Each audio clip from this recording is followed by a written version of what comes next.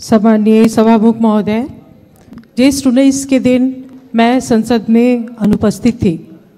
मेरी अनुपस्थिति में वहाँ पे हमारे इस संसद के एक माननीय जी ने जो मंतव्य दिया उसको घृणा का मंतव्य कहा जाता है, अंग्रेजी में उसको हेट स्पीच कहा जाता है सभामुख महोदय, क्योंकि उन्होंने रगत उमलने की बात कही।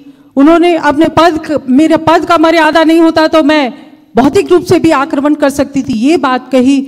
और भारतीय चेली नेपाल के संसद में आके दादागिरी करती है, ऐसी बात कही। सभामुख महोदय, मैं वैसी भाषा प्रयोग नहीं करूंगी, मैं प्रेम से अपनी बात कहूंगी सभामुख महोदय। और मैं बहुत प्रेम और सद्भाव और आग्रह के साथ ये कहना चाहती हूँ कि इस मंतव्य को रिकॉर्ड किया जाए और नेपाल के कानून के अनुसार यह हेट स्पीच कानूनी कार्रवाई के लिए पर्याप्त होता है। और मैं सरकार का ध्यान आकर्षण कराती हूँ, गृह मंत्रालय का ध्यान आकर्षण कराती हूँ कि इसको रिकॉर्ड में लेके और कानूनी प्रक्रिया को आगे बढ़ाया जाए। मैं दूसरी बात कहती हूँ सभामुख महोदय कि पूरे संसद पे की मर्यादा पे और उसके सार्वभौम सत्ता पे आक्रमण हुआ है, इसलिए ऐसे हेट स्पीच को संसद के रिकॉर्ड से हटाया जाए। जब तक ये संसद का रिकॉर्ड पे बना रहेगा, इस देश में विभाजन की दरार वहीं से शुरू होगी। क्योंकि यहां पर अगर ये संसद के सार्वभौम सत्ता पे संसद में ही जासूस कहने की बात की जाती है, संसद में दादागिरी चलाने की बात की जाती है, सभामुख महोदय, ये सिर्फ किसी माननीय पे नहीं, ये पूरे संसद पे आक्रमण है। सभामुख महोदय, मैं क्षमा चाहती हूं कि हमारे माननीय जी भी संसद का वक्तव्य पढ़ के अपना वक्तव्य देती हैं या मीडिया में जो प्रायोजित ढंग से वक्तव्य आता है उसको कहती हैं। मैंने कहा है भारत और चीन दोनों देश के साथ संवाद करके बात आगे बढ़ाई जाए। और थोड़ी देर के बाद मीडिया ने भारतलाई नसुधिकन नक्शा बनाउने ये कहा कि प्रायोजित किया। उन्होंने भी उसी मंतव्य को पढ़ा है, सुना है और उसके बाद अपनी धारणा व्यक्त करती हैं। कम से कम हम लोग सभासद लोग जब बोलते हैं तो वस्तुगत तथ्य और प्रमाण के आधार पे बोलें।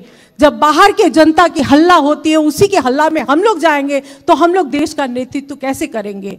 मैं जो दूसरी बात, महत्वपूर्ण बात उठाना चाहती हूँ यहाँ पर, हमारे माननीय जी ने एक बात तो अच्छा ही कहा, भारतीय चेली को भारतीय दलाल बोलते बोलते चेली कहा, महिला है सहानुभूति होगी इसलिए इज्जत बढ़ाया है, लेकिन फिर भारतीय जासूस करके उन्होंने सब पे पानी फेर दिया। मुझको भी मालूम है सभामुख महोदय, उनके पति राप्ती जिला के दांग जिला के राप्ती गांव पालिका में जब वो चुनाव लड़ रहे थे तो उनके गांव पालिका के निर्वाचन में भारतीय रुपया बांटा गया। बाद में जब गांव वालों ने पकड़ा कि नहीं, ये भारतीय रुपया तो उत्तर की छिमेकी चीन की तरफ से बांटा गया है, तो कहीं इस संसद में बिना किसी बड़ी शक्ति के आरोप के बिना उनको कैसे हिम्मत हुई, कहीं हमारे उत्तरी छिमेकी चीन के इशारे पे तो उन्होंने एक भारतीय चेली पे आरोप नहीं लगाया है।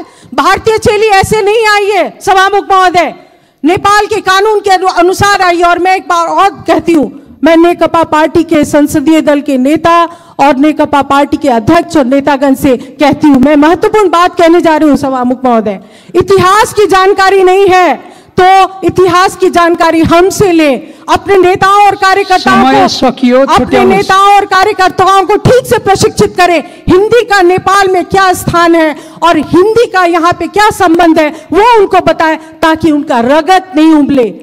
रगत, बुद्ध के संतान का रगत नहीं उमलना चाहिए सभामुख महोदय। और रगत तो बहुत का उमलता है, जब मधेसी को भारतीय और भारतीय को मधेसी बनाया जाता है तो बहुत लोगों का खून उबलता है, लेकिन हम लोग ऐसे ही चांदी के चम्मच में हम लोगों को किसी ने सभासद का सदस्य नहीं दिया है।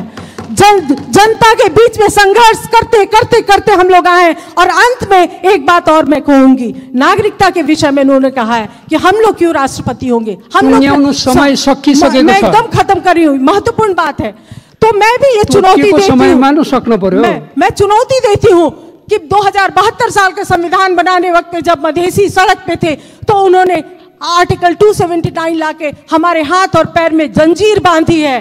जंजीर जब तक रहेगी तो हमारा संघर्ष रहेगा, और हिम्मत है तो वो जंजीर को हटाइए और तब हम साथ मिलकर नेपाल बनाएंगे, नहीं तो ये बात तो चलती रहेगी सभामुख महोदय। मैं फिर से कहती हूँ कि इसको सभामुख महोदय रिकॉर्ड से हटाया जाए।